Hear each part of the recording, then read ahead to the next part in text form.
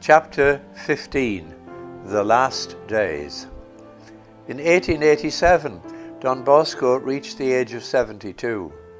For many years past he had suffered from various ailments which, though they caused him not a little discomfort and difficulty, had not seriously hampered his work.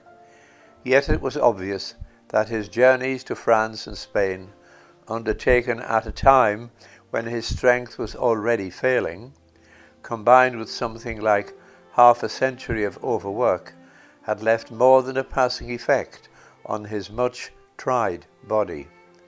3 years previously, in 1884, Dr. Combard of Montpellier examined him and came to the conclusion that it was a miracle that he was still alive.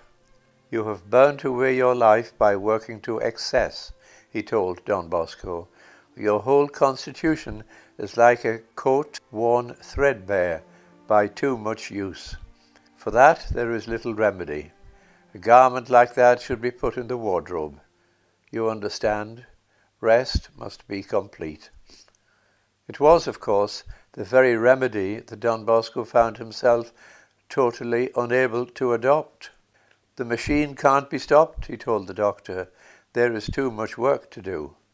In spite of that remark, by 1887 he realized well enough that the machine was faltering seriously. His days were drawing to their close. He still dragged himself about, but required help to walk, even a few steps. In May, when he was in Rome for the consecration of the Church of the Sacred Heart, he wrote to the Salesians in Turin, "Do you know what this poor old man, who has worn himself out in your service, wants you to do? To console him by assuring him that you will do everything that he has taught you for the good of your souls. You do not realize the happiness that is yours by living in a Salesian house. Before God I can tell you this. It is enough for a young man to enter one of these houses of Our Lady Help of Christians to take him at once under her special protection. Do not then refuse me this joy, for I have a feeling that the day is near when I must leave you for eternity." The following months showed clearly that he was failing, but he carried on as well as he could. His extreme debility prevented him saying Mass in the public church, and a private oratory was arranged for him next to his room. There, with a priest to assist him, he celebrated every morning, but he could no longer turn round at the Dominus Vobiscum, and was obliged to sit while another priest distributed communion. He could rarely go out, and then only in a carriage, but people still came to see him in his room, and from it he continued to exert a great influence over the house and further afield. The days were past when, at least to outward appearance, every hour was filled with business of some sort. Now Don Bosco took much of that from his shoulders, though it would be wrong to regard Don Bosco at the age of 72 as merely a figurehead in the house and the congregation that he had founded. Although his body was worn out, his mind was as active as ever. In that respect he showed no sign of being old. Indeed, it is a striking fact that advanced holiness like that, displayed by canonized saints, among them Don Bosco, always appear to preserve its adept from the distressing symptoms of senility. The saints grow old, but they do not become senile. He could look back now over the past half-century of continual struggle, the hard way that he had trod to the priesthood, the difficulties of founding this oratory, its constant growing pains, for such phenomenal expansion in a short time was not without its peculiar trials for the founder. The ever-present need to preserve his independence from government control and to walk warily at a time when the political climate was stormy. He could remember his negotiations with politicians in the interests of the Church. Although he had never obtained all that he wanted, he had at least effected an improvement of some importance in the relations of church and state. He could recall his efforts to do what the Pope required, to build a church in Rome. Only last May he had said Mass in the new church of the Sacred Heart, to write down an account of his first years, and could remember with a smile how terrible the days when he feared that his booklet on St. Peter and the early church would be put on the index. He thought of all the boys who had passed through his hands and what had become of them, the priest that had been given to the church through his efforts. As he sat there in his room at the desk made by his own hands one holiday at Becky, surrounded by all his books that were all well-tried tools employed to good purpose, none were for show, or bought but never read. Perhaps his eye strayed to the picture of his great patron, St. Francis of Sales, with the little card above it, bearing the words, Da mihi animas, ceterat tolle. It can hardly have failed to remind him of little Dominic Savio's first arrival at the oratory, and the lad's efforts to translate these 5 words. If ever he should feel the need of reassurance about the results of his work, he could find it abundantly in the life of the youth who died at 15 and was, he was sure, a saint. Dominic Savio he had always held up as an example to his boys ever since his death in 1857. He remembered his first contact with him at Castel Nuovo when, in 1854, he was brought by his father on the recommendation of the parish priest. There was Dominic's reaction to Da mihi animas. It's a form of trade, you see, Don Bosco had explained to him. I ask God for souls and pay him by giving up everything else. I understand, replied Dominic. In this house you trade with souls, not with money. I hope you'll buy mine, too. Then there was the time when, in 1856, he was off to Rome on some business or other, and Dominic Savio had given him a message for the Pope. I should like to tell him, said the lad, that among all the trials that await him, he must not give up on his special care for England, for God is preparing a great triumph for Catholicism in that country. How do you know that? Inquired Don Bosco. I will tell you, but don't tell anyone else, for they would only laugh at me. One day, during my Thanksgiving, after communion, I had a notable distraction. I thought I saw a vast and dark plain. It was full of people feeling their way about, like travellers who had lost their way. That country, someone remarked nearby, is England. And when I saw Pius IX in his pontifical garments going towards the plain with a flaming torch in his hand, as he advanced, the darkness disappeared, and the plain became as clear as if it was in full daylight. That lighted torch, said the one who was near me, is the symbol of the faith, which is to light up England. Did Don Bosco remember his remark to some of his Salesians one evening in September 1862?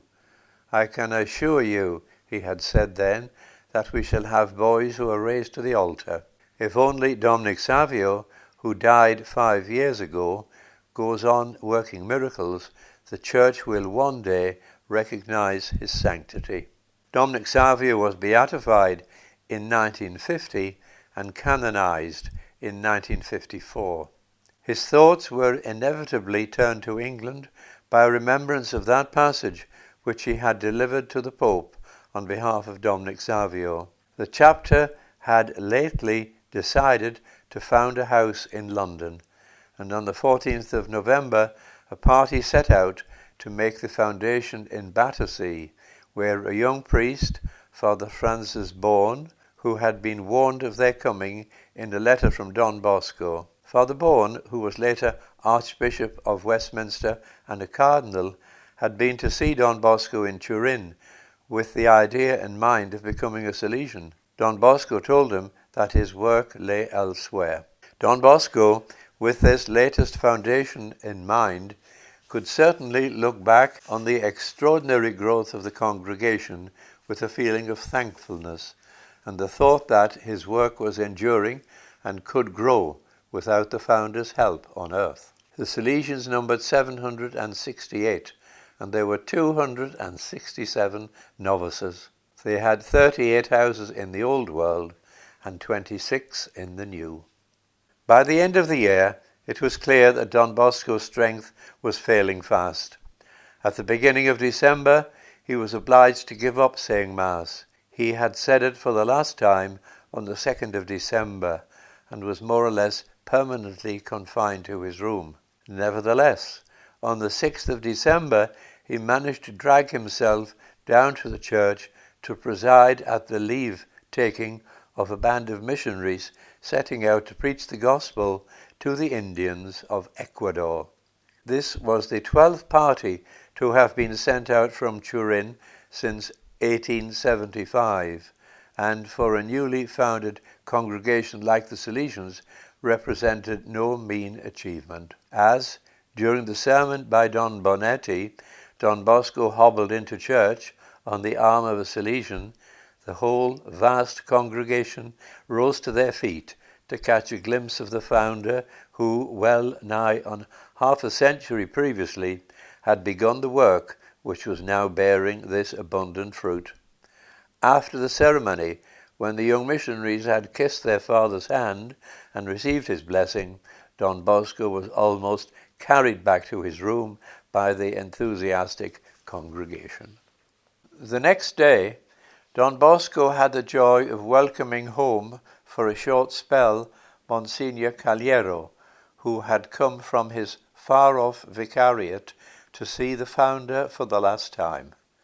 The day after, it was the Bishop of Liège, Monsignor Drutelou, who came to obtain Salesians to labour among the industrial workers of his diocese. Don Bosco insisted on coming down to the refectory that day. It was the last time that he did so. On the 20th of December, he took his last drive. Thereafter, he was entirely confined to his room. He was still able to receive some callers, or rather, it was obvious that he forced himself to do so. All in the house were praying for him when, on the 24th of December, he received viaticum at the hands of Monsignor Caliero. To the latter, who was on the point of going to Rome on the business of his vicariate, Don Bosco gave this advice. You have grasped thoroughly, haven't you, the reason why the Holy Father should protect our missions. Wherever Salesians are at work, their principal care is to uphold the authority of St. Peter's chair. Confidence. With the Pope's protection, you will enter Africa, you will cross it, you will enter Asia, Mongolia, and many other places. He spoke as often in the past prophetically. Propagate devotion to Our Lady Help of Christians in Tierra del Fuego, he continued. If only you knew how many souls she means to win for heaven by means of the Salesians. Everywhere people were praying for his recovery. There was a constant demand for news of his condition. The Pope, cardinals, bishops, and many others sent to inquire. Don Bosco's mind was clear, and he knew what awaited him. He requested the doctors to tell him plainly how he was, adding, "Be sure I do not fear anything. I am at peace and quite ready." To one of the Salesians who reminded him that this was the third time he had come close to death's door, and that previously the prayers of his followers had brought him back to this world, he replied simply, "This time I shall not come back." On another occasion he had remarked that he wanted to go to heaven. "There I shall be able to work far better for my children. On earth I can do nothing more for them." As he lay there calmly awaiting death's release, visitors would sometimes suggest ejaculatory prayers for him, but they could never get him to pray for his recovery. He had been anointed a few hours after receiving viaticum, and at the beginning of January, Despite the doctor's prognostication that there was now no hope, he seemed to rally. He was able to give his last instructions and recommendations, emphasizing thus the preaching of his whole life. Let Salesian superiors always show great kindness to their inferiors. Above all, they should treat servants with charity, treat one another as brothers, love one another, bear with one another. The aid of Mary, Help of Christians, will never be wanting to you. Tell the boys that I am waiting them in heaven. When you speak or preach, always insist on frequent communion and devotion to Our Lady. His final instructions to the Salesians were cast in a few words: work, work. And to the sisters of Mary, Help of Christians, his advice was similar. Let them do all that they can to save many souls. On the 29th of January 1888, the feast of his patron, St. Francis de Sales, he received communion for the last time. The rest of the day he was in a coma, with sometimes symptoms of delirium. In his lucid moments he still prayed. It was the beginning of the end. A whole month previously, Don Bosco had foreseen it. He had been but a few days in bed when Don Rua came to ask him for a dispensation from some point of the rule. I will give it to you, he replied, until the feast of St. Francis de Sales. If you need it after that, you must obtain its renewal from someone else. By evening, Don Bosco entirely lost all use of speech, and by the following dawn it was clear that he had only a few hours to live. Don Rua brought to his bedside, one by one, the Salesians, the older boys and apprentices. They tiptoed through the room where the dying man lay with half-closed eyes, a crucifix resting on his breast, and his purple stole, the token of his priesthood and his assiduous devotion to the labour of the confessional, nearby. Each, as he reached the bed, knelt and kissed the founder's hand. At a little before 2 next morning, the agony began. Don Rua started on the prayers for the dying, and in the meantime the members of the chapter and other members of the community were summoned. Soon some 30 Salesians were kneeling round the bed. Just as Monsignor Caliera was finishing the final prayer in the ritual, Jesus, Mary, Joseph, may I breathe out my soul to you in peace, Don Bosco died. He was just a little over 6 months off his 73rd birthday. The body was laid in the little church of St. Francis de Sales, and there the people, informed of the news by 3 special editions of the newspapers, came in their thousands to file past the body of one who had for nearly half a century wrought inestimable good to their city. Upwards of 40,000 from all classes of society came thus to pay their last respects to Don Bosco.